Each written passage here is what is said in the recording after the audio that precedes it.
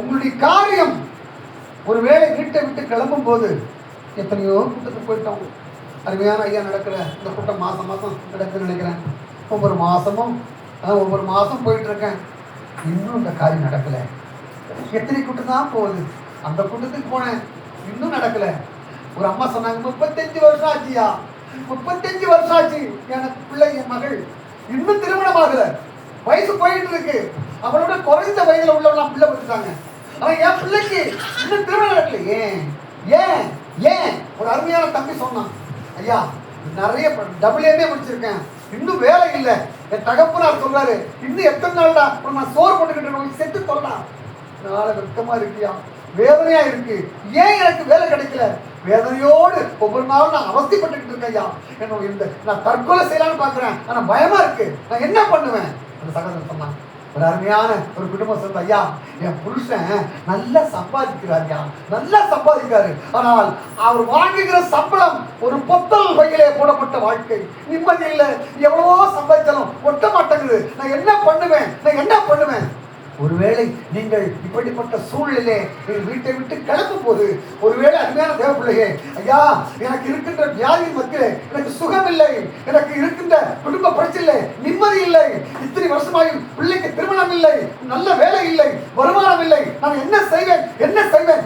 ஒருவேளை இந்த ராத்திரி வேளையிலே இங்க ஒரு கூட்டம் நடக்குது, அந்த கூட்டத்துக்கு போனாக்கா ஏதாவது எனக்கு ஒரு பதில் கிடைக்காதா, எனக்கு நிம்மதி கிடைக்காதுன்னு சொல்லி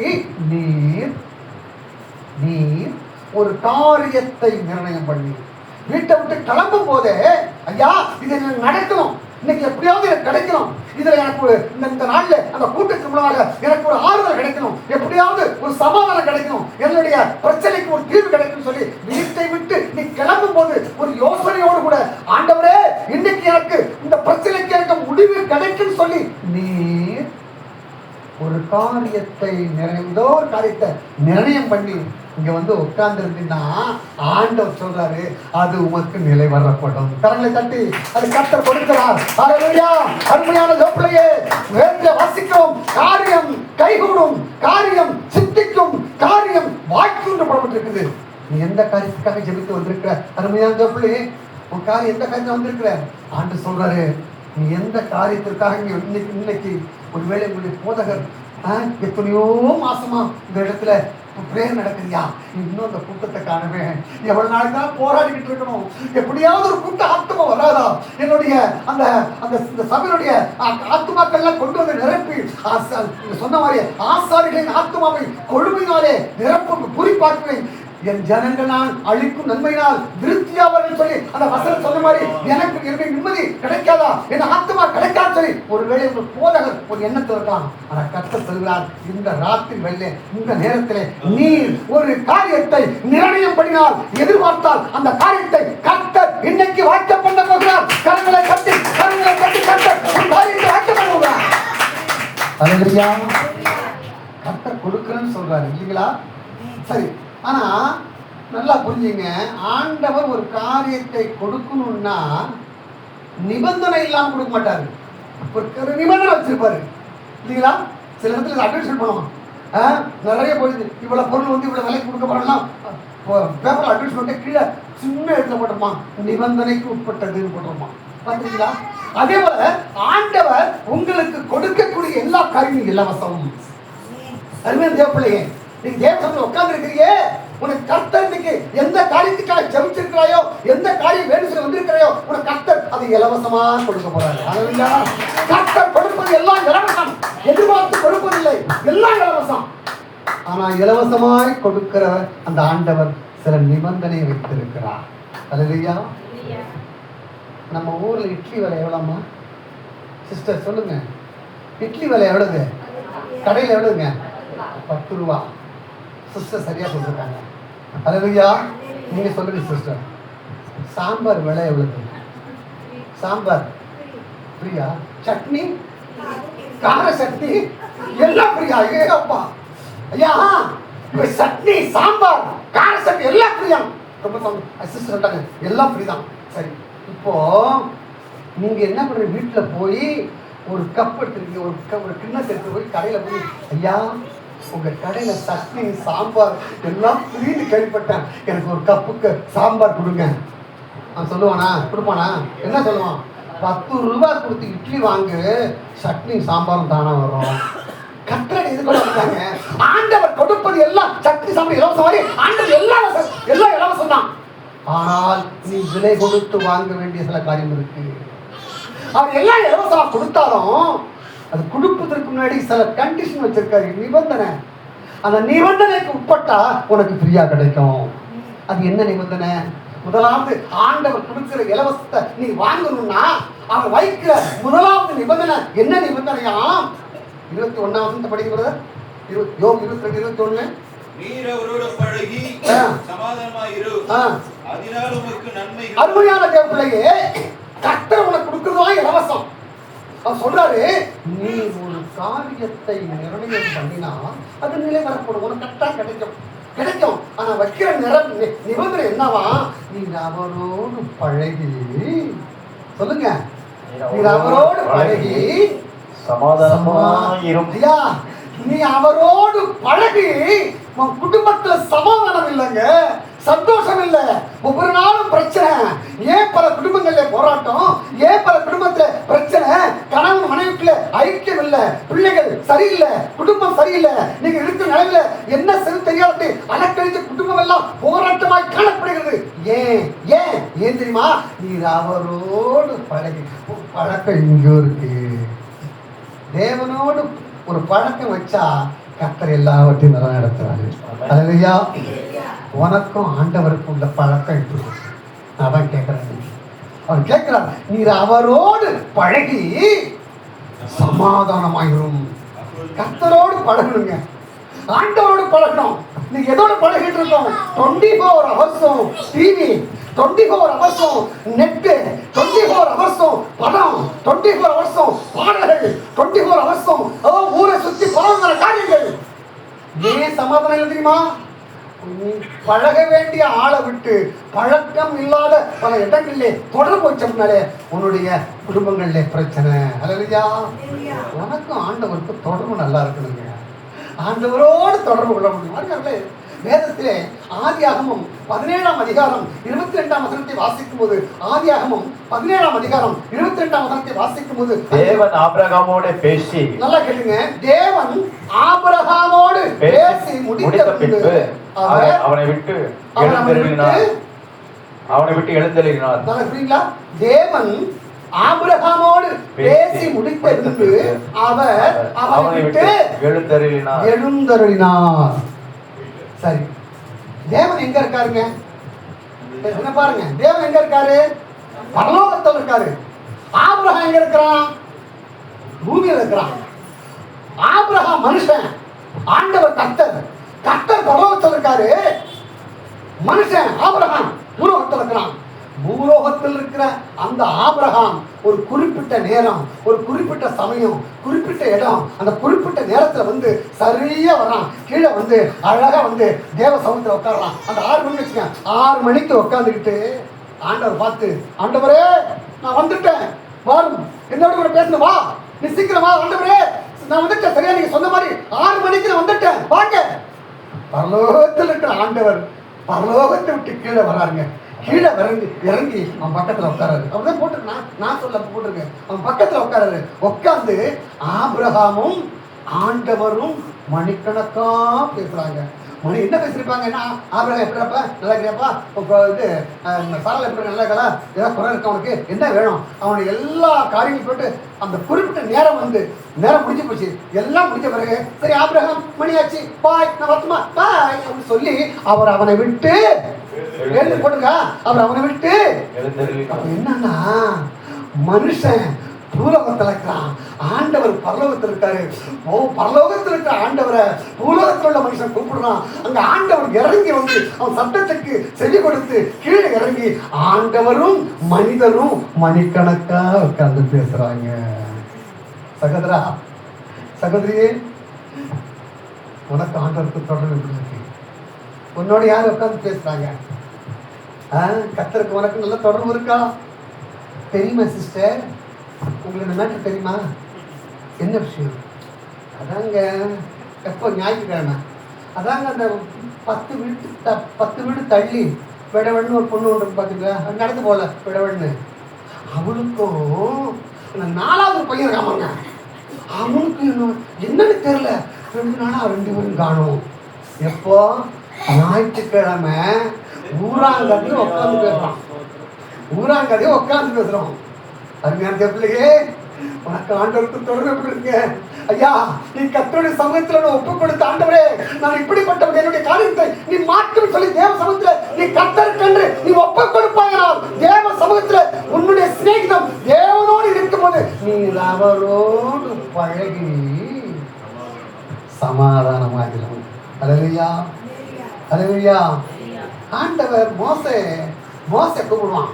அந்த ஆண்டவர் பார்த்து நேரம் இல்லை, யாத்திராகமும் 19ஆம் அதிகாரம் 19ஆம் வசனத்துல வாசிக்கும் போது, யாத்திராகமும் 19ஆம் அதிகாரம் 19ஆம் வசனத்துல மோசே அங்க ஒரு பெரிய யுத்தம் நடக்குது. அந்த யுத்தம் அப்படியே பறந்து போயிட்டு இருக்கு. அப்ப அந்த நேரத்துல மோசே ஆண்டவரை பார்த்து கூப்பிடுறான். படி இப்படி வந்தது, எக்கால சத்தம் வர வர மிகவும் பலமாய் தொனித்தது. மோசே பேசினான், தேவன் அவனுக்கு வாக்கினால் மறுமொழி. மோசே பேசுறான், ஆண்டவரே. அவர் உடனே என்னப்பா மறுபடி உடனே சொல்றாரு. ஆனா நம்ம எவ்வளோ நாள் பேசுறீங்க, நமக்கு என்ன பதில் கிடைக்கல. அல்லேலூயா. யாத்திராகமம் 33ஆம் அதிகாரம் 11ஆம் வசனத்துல, யாத்திராகமம் 33ஆம் அதிகாரம் 11ஆம் வசனத்துல வாசிக்கிறோம். இந்த மோசே ஆண்டவரோடு முகமுகமாய் பேசினானாம். போட்டுக்கலாம்.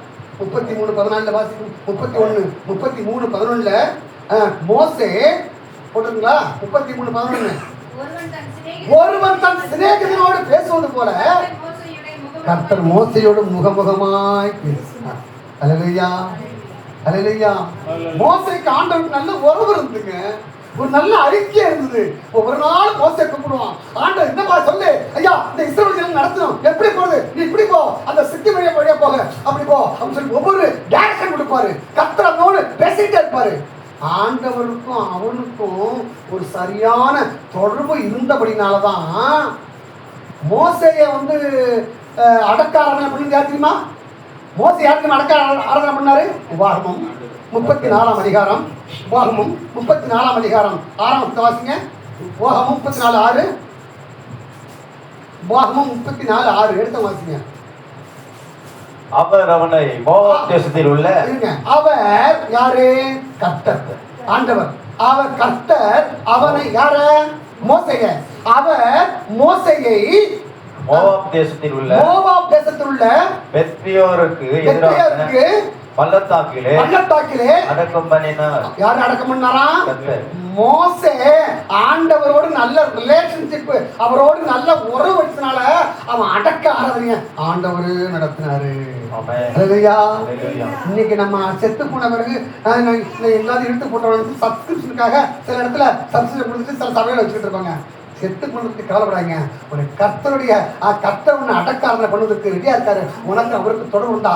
ஆண்டவர் மாத்திரம் அடக்க ஆராதனை பண்ணியிருந்தாருன்னா, ஒருவேளை மனுஷன் பண்ணான்னு அடக்க ஆராதனை, அவன் சுத்தி குடிகாரன், வேசிக்கல்ல, அசுத்தமானவன், காம விகாரன், வன்கண், புறம் வரைச்சு எல்லாம் உட்காந்து டான்ஸ் ஆடி பாட்டு உட்காந்துருப்பான். ஆனா கர்த்தர் அடக்கம் பண்ணா தேவதூதர்கள் இறங்கி அவரை சுற்றி சந்தோஷமாக ஆடி பாடி கர்த்தர் கொண்டு போயிருப்பார். அல்லேலூயா, அல்லேலூயா. நீர் அவரோடு பழகி சமாதானமாயிரும், அதனால் உனக்கு நன்மை உண்டாகும். கர்த்தரோடு பழகுங்க. அறிஞர்களே, உன் காரியம் வாய்க்கணும்னா, தேவன் உன் காரியத்தை சித்திக்க பண்ணணும்னா, காரியம் வாய்க்க பண்ணும், சித்திக்க பண்ணும், கையொடி வர பண்ணா, முதலாவது நீ தேவனோடு உனக்கு இருக்கிற அந்த சிநேகிதம், தேவனோடு நீ ஐக்கியத்தை வைத்துக் கொள்ளு. ஹல்லேலூயா, ஹல்லேலூயா. எப்படி வைக்க முடியும்? உன் ஜெபம். கொர்நேலியு அப்போஸ்தலர் 10ஆம் அதிகாரம் 2ஆம் வசனத்திலே அந்த கொர்நேலியு தன் குடும்பத்தோடு கர்த்தரை அவன் ஜெபத்திலே அவன் ஆண்டவரோடு உறவாடி கொண்டிருந்தான். ஹல்லேலூயா. தானியேல் 6ஆம் அதிகாரம் 10ஆம் வசனத்தை வாசிக்கும் போது தானியேல் அந்தி சந்தி மாலை என 3 வேளையும் தேவனை நோக்கி அவன் ஜெபிக்க ஆரம்பிக்கிறான். அந்த தேசத்திலே அவன் கர்த்தர், அந்த எகிப்து தேசத்திலே அவன் தலையை கர்த்தர் உயர்த்துகிறார். ஹல்லேலூயா, ஹல்லேலூயா. ஜெபத்தின் மூலமாக நீ தொடர்பு கொள்ள முடியும். வேத வாசிப்பு, சங்கீதம் 1:2 வாசிக்கும் போது கர்த்தருடைய வேதத்தில் பிரியமாயிருந்து இரவு பகலும் தியானமாயிருக்கிற மனுஷன் பாக்கியவான். உன் ஊழியத்தின் மூலமாக மனுஷகுமாரன் ஊழியம் கொள்ளும்படி வராமல் ஊழியம் செய்யும்படியாய் வந்தார் சொல்லி மார்க் 10ஆம் அதிகாரம் 45ஆம் வசனத்திலே வாசிக்கிறோம். அறிவர்களே, நிறைய காரியம் சொல்லலாம்.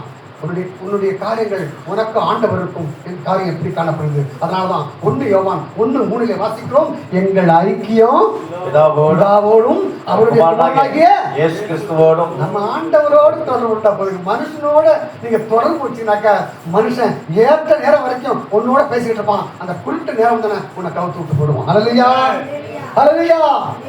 உனக்கு ஆண்டவருக்கும் ஒரு நல்ல தொடர்பு இருந்தா நீ படுகிற வேதனையின் மத்தியிலே ஆண்டவர் உன்னை தப்புவிக்க வல்லவராய் இருக்கிறார். அல்லேலூயா, அல்லேலூயா, அல்லேலூயா. இந்த டைம் கொஞ்சமா இருக்கனால நான் ஷார்ட்டா முடிக்க ஆசைப்படுறேன்.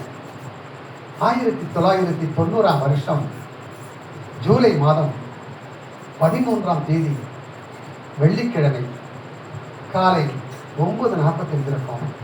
நான் பட்டுக்கோட்டை ஸ்டேட் பேங்க் ஆஃப் இந்தியாவிலே படிக்கிட்டு இருக்கப்போ நான் ரிட்டையர்ட் 10-12 வருஷம் ஆச்சு.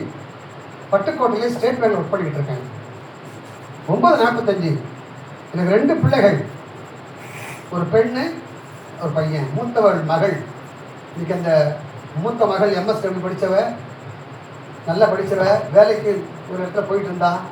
ஆனால் கர்த்தர் பேசினார், நான் ஊழியம் தான் செய்யணும்னு சொல்லி ஊழியக்காரன் தான் சொல்லி ஊழியத்தை ஒப்பு கொடுத்தாங்க. ஊழியத்துக்கு ஒப்பு கொடுத்து படப்பை பக்கத்தில் சாலமங்கலம் இடத்துல ஒரு நல்ல ஒரு சபை பெத்தல் மிராக்கிள் சர்ச் சொல்லி ஒரு சபை வச்சுருக்காங்க. என் மருமகன் ஒரு பாஸ்டர், மூத்த மகள். 2வது ஒரு பையன், அவன் அக்கௌண்டாக இருக்கிறான். அவன் தனியாக இருந்துட்டு இருக்கான். 2 பிள்ளைகள். இந்த 2 பேரும் 3வது 4வது படிக்கிறாங்க. நான் பட்டுக்கோட்டை ஸ்டேட் பேங்கில் ஒர்க் பண்ணிகிட்டு இருக்கேன். என் ஊழியம் முடிகிற ஊழியம் முடிகிற ஒவ்வொரு மாதத்தையும் கடைசி வெள்ளிக்கிழமை பெரிய ஊழியம் நடக்குங்க. அதில் தான் ஃபாதர் பெர்க்மனை வைத்து கடைசியாக ஒரு பெரிய ஆண்டு விழா போட்டேன். அப்போ தான் இந்த ஆக்சிடென்ட் ஆச்சு. பாருங்கள், என் மனைவி, நான் 2 பிள்ளைய விட்டு வீட்டுக்கு வர்றேன். 10 மணிக்கு ஆஃபீஸ். ரொம்ப கஷ்டப்பட்டுக்கிட்டு இருந்தேன். இதுதான் என் வீடே. இந்த வீடு தான் எனக்கு தான். ஒரு ஹால், ஒரு கிச்சன், ஒரு சின்ன ஒரு இடம். எங்கள் வீட்டில் ஒரு கண்ணாடி இருக்கும், பின்னாடி ஒரு கண்ணாடி. இந்த கண்ணாடி தலை செய்வாங்க. எங்கள் வீட்டில் 2 ஸ்டவ், மண்ணெண்ணெய் ஸ்டவ், கேஸ் ஸ்டவ். திடீரென்று பார்த்தீங்கன்னா என் மனைவி சமைச்சிக்கிட்டு இருக்காங்க. மண்ணெண்ணெய் தீர்ந்து போச்சு. அது தெரியாதபடி அவள் மண்ணெண்ணெய் எடுத்து ஊற்றுறா. பாருங்க, அங்கே நான் கண்ணாடியில் அப்படி பார்த்து தலை செய்வேன். அப்படி தலை செய்யும் போது கிச்சன் பகுதியிலேருந்து திடீரென ஒரு தீப்பிழம்பு, அப்படியே ஒரு பெரிய வெளிச்சம். கண்ணாடியில் பார்க்குறேன், திரும்பி பார்க்குறேன். என் கண்களுக்கு முன்னாலே என் மனைவி எரிஞ்சுக்கிட்டு இருக்காங்க. என் மனைவி எரிஞ்சுக்கிட்டு இருக்காங்க. இது எப்படி நடந்தது? எங்கள் வீட்டில் 2 ஸ்டவ் உண்டு, கேஸ் ஸ்டவ், மண்ணெண்ணெய் ஸ்டவ். கேஸ் கிடைக்கிறது கஷ்டம். அப்போ மண்ணெண்ணெய் தலைமை கிடைக்கும். மண்ணெண்ணெய் தீர்ந்து போச்சு. என்ன பண்ணேன்னா, எங்கள் அம்மி மேடம் வரமா இருக்கும், மனைவி கொள்ளமாக இருப்பாங்க. இந்த அம்மி மேடில் அந்த ஸ்டவ் வச்சு 10 லிட்டர் எண்ணெய் எடுத்து ஊற்றுறா. தீர்த்து போன எண்ணெயை ஊற்றுனோடனே அந்த எண்ணெய் கை ஸ்லிப் ஆகிடுச்சு. அது அப்படியே மேலே கொட்டிடுச்சு. உடம்பெல்லாம் எண்ணெய். அது கீழே விழுந்து வீடெல்லாம் பரப்பி ஃபுல்லாக வீடெல்லாம் எண்ணெய். அவருக்கு ஒரு லேசினஸ் தெரியாதபடி தீக்குச்சி எடுத்து உரசுகின்ற நேரத்தில் தீக்குச்சி போன என் மனைவி சேலையில் பட்டு ஏற்கனவே உடம்புல எண்ணெய் போய் உடம்பெல்லாம் எண்ணெய். அவள் பட்டோட குளிர்ந்து வச்சுக்கா. இந்த வெளிச்சத்தை தான் நான் கண்ணாடியில் பார்க்குறேன். வேகமாக ஓடுறேன். ஓடின வேகத்தில் அவள் கட்டி இருந்த அந்த புடவையெல்லாம் அவிழ்த்து விட்டுருந்தேன். ஆனால் அவள் கட்டியிருந்த உள்ளாடையை அவிழ்ப்பதற்காக முயற்சி பண்ணுறேன். கிட்ட கையை கொண்டு போகிறேன். அவள் உடம்புலேருந்து வரக்கூடிய நெருப்பு உசுறு அடிக்குது, பயங்கரமாக நெருப்பு அடிக்குது. பதஷ்டத்தில் முடிச்சு படுமுடிச்சு பண்ணிட்டேன். இப்போ சுத்தமாக அவிழ்க்க முடியல. என் மனைவி துடிக்கிறா. நேரம் கடக்க கடக்க கடக்க அந்த உடம்பு அப்படியே பார்த்தீங்கன்னா ஃபுல்லாக எரிய ஆரம்பிக்குது. தோட்ட கால்லாம். அவன் நினைச்சா என் புருஷன் எப்படியாவது காப்பாற்றணும்னு சொல்லி மெதுவாக ரிலீஸ் பண்ணுறா. எனக்கும் அந்த ஆசமா. ஆனால் கிட்ட போனால் அங்கே வரக்கூடிய நெருப்பு என்ன அவள் கட்டி கொடுத்தா 2 செத்துருவோம். எனக்கு பயம் வந்துச்சு. நேரம் ஆக என் மனைவி துடிக்கிறாங்க. ஒரு ஸ்டேஜில் அவளால் முடியல. ஓ என்று கதறிக்கொண்டு அந்த ரூமுக்குள்ளாக ஓ என்று கதறி அங்கங்கே ஓடுறா. அவள் எவ்வளோக்கு அவளை வேகம் ஓடுறாளோ ஓட ஓட ஓட நெருப்பு அவள் தொடையும் காலையும் படம் பார்க்க ஆரம்பிக்குது. நான் பார்த்து கொண்டிருக்கும் போதே என் மனைவியுடைய தொடையும் காலும் 3 தடவை வெடிச்சு செதறுது. அது மாத்திரம் இல்லை, ஓடிக்கொண்டிருந்த மனைவி அத்தான் எப்படியாவது காப்பாத்துங்கன்னு சொல்லி அப்படியே கையெழுத்து கும்பிட்டு உட்காடுறான். அதான் கடைசி நினைச்சிருப்பா. உட்காரலாம். ஏற்கனவே வெடிச்சு சதை அந்த சதையெல்லாம் பார்த்து ரொம்ப மாதிரி இருக்குல்ல. உட்காந்தாலும் உட்கார முடியல. உட்காந்த டபுக்குன்னு எழுந்துச்சா. அந்த எழுந்திருக்கும் போது அந்த 2 ஜாயிண்ட்டுக்குள்ள கொத்து சதை பிச்சுக்கிட்டு விழுந்து உள்ள பார்க்குறேன். அந்த வெள்ளை நரம்பெல்லாம் வெளியில் வந்துச்சு. இதை பார்த்தோன்னா ஐயோ என் மனைவி வெள்ளை நடம்புலாம் அப்படியே துணியா நம்ம என்னால் தாங்க முடியல. அதை பிறகு ஒரு பைத்தியம் மாதிரி ஆகிட்டேன். என்ன நடந்தே தெரியல. எனக்கு வந்த அந்த வேதனையில என் மனைவியுடைய உடம்புல என் மனைவி மகன்லாம் போயிட்டு சொல்லி இடுப்புக்கு மேல நெருப்பு விடல போராடி அணைச்சேன். துணிலாம் தாறுமாறா கிழிச்சேன். என் மனைவியை இடுப்புக்கு கீழே எல்லா துணிகளும் கிழிச்சு எரிஞ்சேன். எரிஞ்ச பிறகு பார்க்குறேன். அப்போதான் என் மனைவியை காப்பாற்றிட்டேன். அவள் அப்படியே இருந்துகிட்டு இருக்கான். நான் அவளை காப்பாற்றின பிறகு என்னடா என் உடம்புலாம் சுடுதுன்னு பார்த்தா நான் கட்டி இருந்த லுங்கி கீழே இருந்து எரிஞ்சு மேலே வந்துருக்கேன். அப்போதான் எனக்கு சொர்ணம் தெரியுது. என்னடா உடம்புலாம் சுடுதுன்னு பார்த்தா நான் எனக்கு கீழே இருந்து லுங்கி அப்படி எரிஞ்சு மேலே வந்துட்டு இருக்கு. அந்த லுங்கியை கழட்டி விட்டுருங்க. என் வீட்டில் 2 சைக்கிள் 2 பிள்ளைகளுக்கும் மேலே பஞ்சு மரத்தை வச்சிருக்கோம். சைக்கிளுக்கு கீழே அந்த லுங்கி விழுந்து அது சைக்கிள் டயர் பற்றி மேலே பஞ்சு மரத்தை எரியக்கூடிய சூழலை. இந்த பக்கம் பார்க்குறேன். நெருப்பு விடலாம் பரவி இந்த பக்கத்தில் சிலிண்டர் ஆன் பண்ணி வச்சிருக்கிறேன். சிலிண்டர் டியூபு கீழே அந்த நெருப்பு எரிஞ்சுக்கிட்டு இருக்கு. இந்த சிலிண்டர் டியூபை பிடிச்சினாக்கா சிலிண்டர் வெடிச்சிடும். ஏன்னா ஆன் பண்ணி வச்சிருக்கேன், வெடிச்சிடும். இந்த பக்கம் சிலிண்டர் வெடிக்க போகுது, இந்த பக்கம் பஞ்சுமை தெரிய போகுது. இதை பார்க்குறேன், அதை பார்க்குறேன். என்ன பண்ணுறதுன்னு தெரியாது. எரிந்து கொண்டிருக்கிற நெருப்புக்குள்ளார போய் உட்காந்து என் 2 கையினாலும் அணைச்சிக்கிட்டே போகிறேன். எந்த மடையும் செய்ய மாட்டான். நெருப்புக்குள்ள உட்காந்து நெருப்பு அணைக்கிறவன் போய் அப்போ எப்படி இருப்பாங்க? நெருப்போட உடம்பு ஃபுல்லாக மேலே போய் அப்படியே நெருப்பு சுத்தமாக அப்படியே சூழ்ந்துக்கிட்டு இருக்கு. அது தெரியாத இப்படியே அணைக்கிறேன். என் கையெல்லாம் உருகி அப்படியே கூழ் மாதிரி கொட்டுது. திருப்பி அணைக்கிறேன். இதெல்லாம் உன்னோட ஒட்டிக்குது. அது மாதிரி நம்மளை அணைக்குது. நரம்பு இழுக்குது. கையை இழுத்துருக்கேன். திருப்பி இழுக்குது. பிடிச்சி எடுக்கிறேன். கண்ணு காது மூக்கு. இன்னைக்கு நீங்க பார்க்குற அந்த சரீரம் என் ஆண்டவர் கொடுத்த பிச்சைங்க. என் ஆண்டவர் கொடுத்த பிச்சை எல்லாம் முறிக்கப்பட்டதுங்க. கண்ணு போச்சு, மூக்கு இன்னைக்கு கூட இன்னும் இந்த கருப்பை மாறல பாருங்க. என் கண்ணு போச்சு, மூக்கு போச்சு, காது போச்சு. மூக்கெல்லாம் சப்பம் மாதிரி ஆயிடுச்சு. காதுல பாதி போச்சு. அந்த கண்ணு ஒரு கண்ணில் நெருப்பு போச்சு. எல்லாம் இந்த கை பார்த்தீங்கன்னா ஒட்டி கொட்டி இதெல்லாம் அப்படியே கூழ் மாதிரி ஆயிடுச்சு. இந்த கை இழுத்து போடுச்சு. எப்படி பாருங்க, ஒரு கறி கட்ட மாதிரி போராடிட்டு அப்படியே நெருப்பை போராடிட்டுருங்க. என் மனைவி பார்க்குறா, என்ன என் புருஷன் நெருப்புல போராடிட்டு இருக்கான்னு சொல்லி பார்த்தா உடனே பக்கத்தில் இருக்கிற அண்டா தண்ணிலாம் டவலை தண்ணி வந்து அதை எடுத்து அடிச்சு விட்டா. நெருப்பு அமர்ந்தது. நெருப்புக்குள்ளேருந்து வெளில வர்றேன். ஒரு கறி கட்ட மாதிரி ஒரு மீனை சுட்டு எடுத்தா பாருங்கிற உச்சம் தலை முதல் உள்ளம் கால்வர்கள் வெடித்து சதறி ஒரு கறி கட்ட மாதிரி அப்படியே வந்துட்டேன். உடனே கோமா செஞ்சு போயிட்டேன். எத்தனை நாள் தெரியுமா? 40 நாள் கோமா ஸ்டேஜ். 40 நாள் கோமா செஞ்சு போயிட்டேன். என்னையும் என் மனைவியும் ஒரு பிரைவேட் ஹாஸ்பிட்டலில் கொண்டு போனாங்க. முடியல. தஞ்சாவூர் மெடிக்கல் காலேஜில் கொண்டு போனாங்க. என்னையும் மனைவி சோதிச்சு பார்த்தாங்க. என் மனைவியை சோதிச்சு பார்த்தான். அவள் உடம்புல இடுப்புக்கு கீழே எல்லாம் போச்சு. அவன் சொன்ன கால் வராது, நடக்க முடியாது, கால் வராது. ஆனால் உடம்புல 20 மாதம் தான் எடுத்து போச்சு.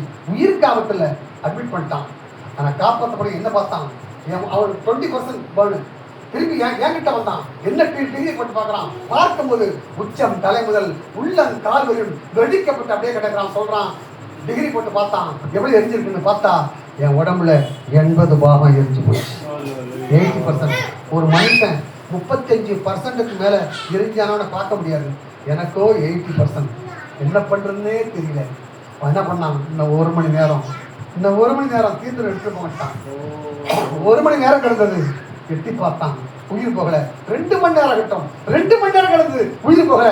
3 மணி நேரம். இப்படியாக 36 மணி நேரம் கொடுத்தான். 36 மணி நேரம் நான் சாகல. அல்லேலூயா. ஏன் தெரியுமா? கர்த்தரின் தாயின் கற்பத்திலே தெரிந்து கொண்டான். 36 மணி நேரத்திற்கு பிறகு இது போகவும் மாட்டாங்குது, சாகவும் மாட்டாங்க. அப்புறம் தான் என்னை கொண்டு போய் அங்கே அட்மிட் பண்ணுறான். ஐசி வார்டில். First IC ward. அந்த ஐசி வார்டில் பார்த்தீங்கன்னாக்கா உள்ளே போடுறான். அவன் முதல்ல பொண்ணை குளுக்கோஸ் கொடுப்பான். இந்த நெருப்பு விடுறவங்களுக்கு, ஏன்னா உடம்புல தனியாக போயிடும். குளுக்கோஸ் கொடுப்பான். குளுக்கோஸ் கொடுப்பதற்கு உடம்புல பார்க்குறான். தோல் இருந்தால் தான் ஊசி உள்ளே போகும். தோலே இல்லை, எல்லாம் எரிஞ்சு போச்சு. என்ன பண்ணது தனியாக வந்து பாருங்க. இந்த கால் 2 கால் தூக்கி வச்சான். காலை கட் பண்ணான். காலில் உள்ள நரம்பை வெளியே எடுத்தான். கால் வழியாக குளுக்கோஸ் 2 காலையும். இந்த பக்கம் ஒரு இடத்த கட் பண்ணான். ஒரே நேரத்தில் 3 பாட்டில், ஒரு நாளைக்கு 40 பாட்டில், ஒரு வாரத்தில் 250 பாட்டில் குளுக்கோஸ் போகுது. அந்த குளுக்கோஸ் உள்ள போக போக டபுள் காட் பெட் சொல்லுவான். 2 பேர் படுக்கக்கூடிய அந்த படுக்கை கவர்மெண்ட் ஹாஸ்பிட்டல் இருக்கும். அதை தாண்டி உருவம் பெருத்து போச்சு. நாட்கள் செல்ல செல்ல என் உடம்புல நாட்டம் நடந்துச்சு. கொஞ்ச நாள் போடுது. எங்கெல்லாம் வெடிச்சதுல எங்கெல்லாம் வெடிச்சிருந்தோம் அங்கெல்லாம் சீழ் வச்சிருச்சுங்க. இன்னும் கொஞ்ச நாள் போடுது. எங்க சீழ் வச்சுதோ அங்கெல்லாம் புழு வச்சிருச்சுங்க. ஒரு குச்சியை வச்சுதான் தள்ளுவான். இன்னைக்கு உடம்பெல்லாம் நீங்க பார்த்தா நீங்க பயப்படுவீங்க. உடம்பெல்லாம் உரிக்கப்பட்ட ஒரு சரீரம் வெடிச்சு சவர்ண வச்சுக்கிறோம். நாட்கள் நாத்தம் அவன் சொன்னான், இது முடியாது, இது முடியாது, உங்க திருப்திக்காக தான் ட்ரீட்மெண்ட் பண்றேன். உங்க திருப்தி என்ன தெரியுமா? இந்த டாக்டர்ல எனக்கு சம்பளம் வாங்க வருவாங்க, அவன் நல்ல பழக்கம், அதனால என் உயிரை இழுத்து பிடிக்கிறான், அவ்வளவுதான். அது மாதிரில நான் சொன்னான், இது முடியாது, இது முடியாது. 35% உழைக்காது, 8% கட்டாயம் சேர்ந்துட்டான். நான் ஒவ்வொரு வருஷம் பாட்டு வெளியிடுவேன். 85ஆம் வருஷம் ஆண்டவரை பார்த்து கேட்டேன், ஆண்டவரே எல்லாரும் இப்போ பார்த்து பாடுறாங்களே, அப்பா நான் உன்னை பார்க்கிறேன். அப்பா வர பண்ணல, அப்பா யாரு, நான் யாரு? அப்பா நான் புள்ள, அப்பா புள்ள ஈக்குவல் ரைட் இருக்கு. நான் கேட்டேன், என்ன உண்மையே பாடுறாங்க, நீ என்னை பார்த்து பாடு. அப்ப இயேசு கிறிஸ்துங்கிற அப்பா என்னை பார்த்து பாடுனா எப்படின்னு சொல்லி இயேசு கிறிஸ்து பாடுற மாதிரி ஒரு பாட்டு அமைச்சேன். அந்த பாட்டு 85ஆம் வருஷம் எழுதினேன். 90ஆம் வருஷம் கோமா சைடில் படுத்திருக்கேன். டாக்டர் சொல்றான் 35% மேல பிழைக்காது. ஆனா கொசு ரீங்காரன்ற மாதிரி காதுல ஒரு மெல்லிய சத்தம் கேட்குது. என்ன சத்தம்? பயப்படாதே நீ மன்னமே, நான் காத்திடுவேன் உன்னை தினவே. டாக்டர் சொல்ற 80% தீர்த்துறோம். ஆண்டவர் சொல்றாரு, அற்புதங்கள் நான் செய்திடுவேன், அற்புதங்கள் நான் செய்திடுவேன், உன்னை அதிசயமாய் நான் நடத்திடுவேன். எந்த பாட்டை ஆண்டவர் பாடினா எப்படி இருக்குன்னு சொல்லி ஆசைப்பட்டேனோ அந்த பாட்டை என் காது குழுவில கற்று பாடினான். அல்லையா? அதன் பிறகு என் உடம்பெல்லாம் அந்த பபுள் அதை குத்தி குத்தி எடுத்தான். 12 பக்கெட் சீடை கொண்டு வெளில கொட்டினான். அப்ப என் உடம்பு பாருங்க, அப்ப இவ்வளவு பெரிய உருவம், அந்த உருவத்துல எல்லாம் அவ்வளவு பெரிய ஒரு காயங்கள் இதெல்லாம் ஆறுனா ஒரு நாளைக்கு 1000 ரூபாய்க்கு இன்ஜெக்ஷன், ஒரு 8 நாளைக்கு 8000 ரூபாய் இன்ஜெக்ஷன் போட்டான். அந்த இன்ஜெக்ஷன் போட இவ்வளவு பெரிய உருவம் குறுக ஆரம்பிச்சு, குறுக குறுக உடம்புல உள்ள தோல்லாம் வாழ சருகு இருந்துச்சு. அதை அப்படியே கழட்டி எடுத்தான். இதை அப்படியே கழட்டி விட்டுட்டாங்க. நீங்க பார்த்துருந்தலாம், நானே ஒரு க்ளவுஸ் மாதிரி கழட்டி போட்டேன். இதெல்லாம் கற்றுக் கொடுத்த பிச்சை. அல்லேலூயா. எல்லாம் கழட்டி போட்டேன். அதனால என்னை சுற்றி 6 பெட்ரூம் இருக்குங்க. 30%, 35, 40, 50, நான் தான் 80%. ராத்திரி 12 மணிக்கு எல்லாம் தூங்கிட்டு இருப்பாங்க. அங்கே டாக்டர் போட்டு சொல்லி டாக்டர் தூங்கிட்டு இருப்பான். இங்கே சத்தம் கேட்கும், ஐயோ மகனையே போயிட்டியாடா அடுப்புறாரு. டாக்டர் அங்கே படுத்திருப்பான். எங்க நம்ம 80% மஞ்சள் படிச்சிருந்தேன். அங்கேருந்து வரும்போது ஞானோதயம் போயிட்டான், ஞானோதயம் போயிட்டான், ஞானோதயம் போயிட்டான் அது சொல்லிட்டு வருவான். கிட்ட வந்து பார்த்தா நான் உயிரோடு இருப்பேன். 30, 40 போய்கிட்டு இருக்கோம். எனக்கு தெரிஞ்சுங்க 36 பேர் உள்ள போட்டான். 36 பேர்ல 35 பேருக்கு வேணமா போனாங்க. நான் ஒருத்த மாத்திரம் உயிரோடு இருக்கேன். நிறைய சொல்லுவோம், நேரம் இல்லை, நான் டைம் முடிய நிறைய சொல்லலாம். ஒன்னே சொல்லி முடிக்கிறேன். இவ்வளவு மோசமா இருந்த நான் கொஞ்சம் அப்படியே படுத்திருக்கிறேன். 20 வாரம் எரிஞ்சு போன மனைவி, உடம்பெல்லாம் வெடிச்சது, நரம்பு வெளில வந்து கஷ்டப்பட்ட மனைவி, அந்த காலில் அப்படியே அந்த பொட்டு சடை பிடிச்சிட்டு வந்து அது அப்படியே நெருப்பு உள்ள போய் டீப்பாக போய் எலும்புக்குள்ள போயிடுச்சு. என்னென்னமோ பண்ணி பார்த்தான், ரத்தம் ஊனும் அந்த அப்படியே வண்டிக்கிட்டே இருந்து என்னென்ன பண்ணி பார்த்தா முடியல. கடைசியாக ஒன்று செஞ்சான். என்ன தெரியுமா? உங்க மனைவியுடைய காலை இது வரைக்கும் கட் பண்ணி எடுத்துடலான்ட்டான். இது வரைக்கும் முழங்கால் வரைக்கும் கட் பண்ணுவோம், சரி இல்லையா? இந்த தொடை வரைக்கும் கட் பண்ணுவோம். அதே மாதிரி போயிடுச்சு, நான் மனைவி செத்துருவாங்க. எனக்கு தெரியாது. நான் படுத்துறதே நானே கோமா செஞ்சு வந்து போயிட்டு இருக்கேன். அப்படியே படுத்துருக்கிறேன். என் மனைவி காலில் கட் பண்ணி எடுத்துன்னு சொல்லி கையெழுத்து போட கேட்குறாங்க. எனக்கு பெரியம்மா வர்றாங்க. பெரியம்மா வந்து நான் படுத்துருக்கிறேன், தம்பி இல்லை கையெழுத்து போடு, இல்லை கையெழுத்து போடு. நாங்கள் என்னம்மான்னு கேட்டேன். நாளை காலில் உன் மனைவி காலை கட் பண்ணி எடுத்துருவாங்க. ஏம்மான்னு கேட்டேன். என்னமோ பண்ணாங்க, ஒன்றும் ஒத்து வரல.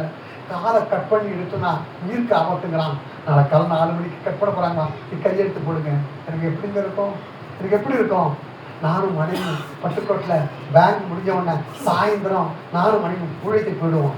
ரோடா அவன் பாடுவான், பிரசங்கம் பண்ணுவேன் ரோட்டில். நான் பிரசங்கம் நான் பாடுவேன். இப்படி பல இடங்களில் அழகி தெரிஞ்சோம். அசம்பிளி சகோதரில் படுத்தேன். ஒரு சமயத்தில் அந்த அசம்பிளி 35 பேருக்கு ஞானஸ்தானம் கொடுத்தோம். இப்படி நிறைய பேர் 8 மணிக்கு 500 பேருக்கு மேலே 3 சபையில் 3 சபை கட்டணும். 3 500 பேருக்கு மேலே இருக்கிறாங்க. அப்படிப்பட்ட மனைவி ஒருவேளை உயிரோடு இருந்தால் ஒரு கட்ட காலை வச்சுக்கிட்டு உயிரோடு வருவா. பின்னாடி காலை கட் பண்ணி எடுத்தோடனே செத்து போயிட்டா மனைவி பார்க்க முடியாது. ஒன்றுமே தெரியல. நான் ரொம்ப மோசமாக இருந்தாலும் தேவனுக்கு எனக்கும் ஒரு உறவு இருந்துகிட்டே இருக்கும். அந்தவரை சொன்ன உடனே, அந்தவரே நான் செய்த ஊழியத்தான் நினைச்சு பாருப்பா, ஐயா நமக்காக செய்தான்னு நினைச்சு பாரும். ஆண்டவரே என் மனைவிக்கு சுகத்தை கொடுத்திருந்தால் அது எந்த இடமா இருந்தாலும் கர்த்தருடைய சாட்சியை நான் சொல்றேன்னு சொல்லி தேவ சபையில ஒப்பு கொடுத்து அறிவர்களே, இன்னைக்கு ஐயா கூப்பிடும்போது எத்தனை பேர் வருவாங்க? எப்படி அவர்கிட்ட ஒன்று நான் பேசுறேன். ஏன் தெரியுமா? நான் செஞ்ச பொறுத்தனை. அது சின்ன இடமோ பெரிய இடமோ கர்த்தர் அழைப்பு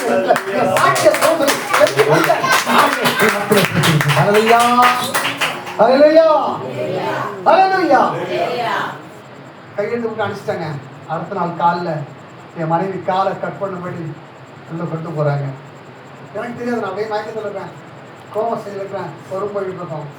4 மணிக்கு சென்று அந்த 4 மணி வந்த உடனே ஆண்டவரேன்னு சொல்லி ஆண்டவரோட தொடர்பு பண்ண. ஆண்டவரே, என் மனைவி காலை 4 மணிக்கு கட் பண்ண போறாங்களா ஆண்டவரே, நல்லா சுகத்தப்படும் சொல்லி ஆண்டவர்கிட்ட கேட்க ஆரம்பித்தேன். ஆண்டவர்கிட்ட அப்படியே எனக்கு நானே செய்ய ஆனால் அப்படியே கையை கரங்களை தூக்கி இதெல்லாம் விட்டா ஒரு குடிக்கு ஒட்டிக்கும், அதனால இப்படி தான் இருப்பேன். அப்படியே கையை தூக்கி ஜபிக்க ஆரம்பித்தேன். அல்லேலூயா, அல்லேலூயா. நீ